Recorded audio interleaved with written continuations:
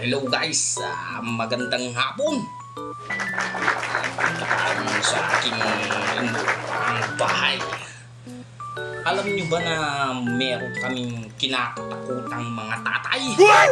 Kung alam niyo yung guys, nako, nakakatakot.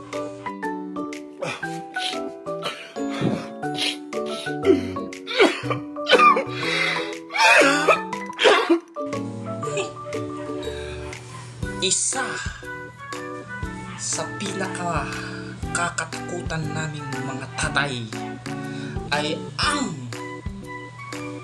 mawalan ng diaper, guys. Ito, diaper ang ating mga anak. No, God! No, God, please, no! No! No! No! Kasi pag nawala ito, guys, wala siyang masusuot. Maglaba ka ng maglaba. Kaya, bibili tayo, guys. Pangalawa. What? Ang gatas, guys. Kasi, pag yung sa nanay lang, kulang. Eh, yung anak ko, 4 months na. Kalakasan yung maggatas, guys. Kaya, meron pa tayong stock na mga 3 bote. Hindi pa tayo bibili kasi wala pa tayong pambili. Pampers muna, guys. Okay? Saka meron pa pala, guys, yung wipes, panghugas ng puwet.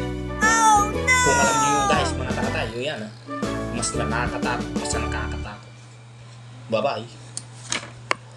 2,000 years later.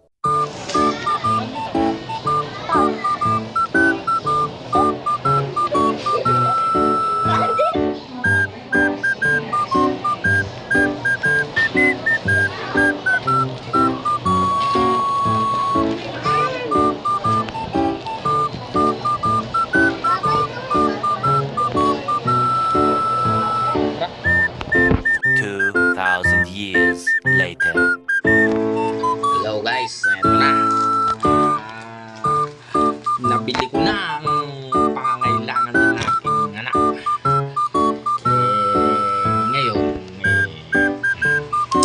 tis-tis muna tayo kasi kailangan anak muna bago pansarili natin, guys.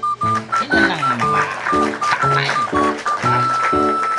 Sakripisyo ng tatay. Diba? Yan ang tinatawag na tatay na responsable.